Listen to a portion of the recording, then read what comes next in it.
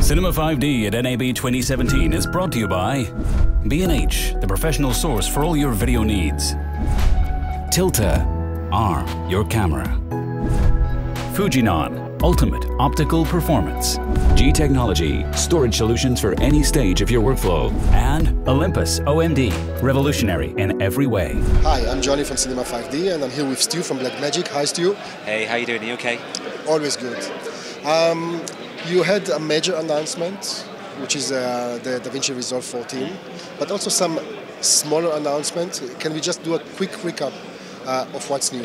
Yeah, I think that alongside the Resolve announcement, we've made some significant announcements around our cameras and around our video assist products.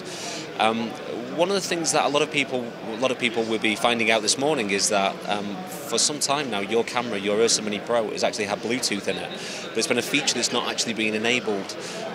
We've made an announcement today to actually enable that function within the camera, so that things like your metadata tagging, simple functionality within the camera, such as things like iris control, focus control, are all actually controllable through a Blackmagic app that connects directly to the camera via Bluetooth. But it doesn't actually stop there, because what we are also going to make available is a full SDK API for the camera, so that you can actually work on all the features. So if you know how to program, if you know how to actually work with the SDK, then you can effectively go in and look at all the functionality of the camera and actually map those to functions within an application. Very nice. When it comes to the DaVinci Resolve, the new version, number 14, what's new? I mean, there are 4 or 5 significant updates. Let's go one by one. Let's talk about performance. This has 10 times the performance that it had before, which means its speed is enhanced significantly. What did you change? Why it's suddenly faster? So the whole back engine of DaVinci Resolve has been worked on. So things like we're now increasing the buffer of clips coming in there. We're stacking clips, which means that we're not hammering the GPUs as hard as we were before. There's complete recoding on the back end, which means that we are also enhancing our ability to work with things like Apple Metal on the Apple side. So it's much easier on the system. Much easier on the system. When it comes to sound, because I guess this is one of the biggest changes or enhancement. What's new with sound? Yeah, so obviously we acquired Fairlight last year, and Fairlight were known as a broadcast audio company. So what we felt would be the best thing for Resolve was to actually take all of that Fairlight software and technology and port it across into DaVinci Resolve. So now when you actually look at the tabs along the bottom, you don't only just have an edit tab and a color tab, you now also have a Fairlight tab. And when you go into that Fairlight tab, you now have full broadcast audio editing. So that means not only can you edit clips, you can also do things like parametric EQ, you can do things like limiters, you can use effects, you can use up to 1,000 tracks of audio in there with our card that enhances performance. Without the card, you can do 60 tracks.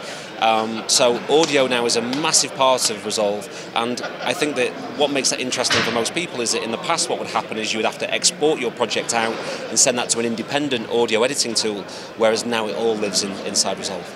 The other thing is you can work on the same, like share a project within the same network. Am I right? Yeah, so we've got performance, we've got audio, but then the other big key feature is also collaborative workflows. So this is a true collaborative workflow now, where you can actually share projects, share clips along a network, which means that you could have one guy editing and another guy grading and another guy doing audio all at the same time, all accessing the same media. But what makes this really nice as a function is that when you actually go into a collaborative workflow, when you scroll your mouse over a clip, you can see who exactly is working on that clip and who has ownership rights of that clip. When you then come to accept changes, you can then compare to both of your timelines, the timeline that maybe you're editing and the timeline that maybe I'm editing, and I can go, okay, I want to accept all those changes, and then instantly all of those changes are amended, and we're now working on the same project. You can also finally enlarge the preview window you're working on? Yeah, so enhancing our visibility on all of the clips, expanding the clips, increasing track height on the clips, all that has been adjusted to work much more smoothly in DaVinci 14. Did we forget anything? I think that there's a couple of other nice features in Resolve that we've added. We've got facial recognition in there now as well. So when you're in the color page, you can actually apply a facial recognition file on top of your node, which analyzes the face, which highlights the eyes, the nose, and the mouth. And then if you want to do things like eye enhancement, if you want to soften skin, if you want to increase the clarity or the sharpness of it, it's done much more easy because it uses a tracking motion across the clip. So if a face is moving around, the actual tracking moves with that face. Last but not least, the studio version has been significantly reduced in price. What happened? So we've now actually reduced the product from what was $995 down to $299, and this is a significant price drop. The main reason for this is that we feel that with collaborative workflows, being able to work with multiple people, we want to encourage people to work together, and to be able to do that, we felt that by dropping the price of the products, by making it more appealing in terms of its cost, it meant that you can now effectively work with 3 licenses where you could only maybe work with 1 in the past. Stu, thank you very much. And for those who has a GH5 and asking if the new Resolve can actually place those 10-bit files, we don't know yet. We're going to check a bit later and inform you within the article. Thanks for watching.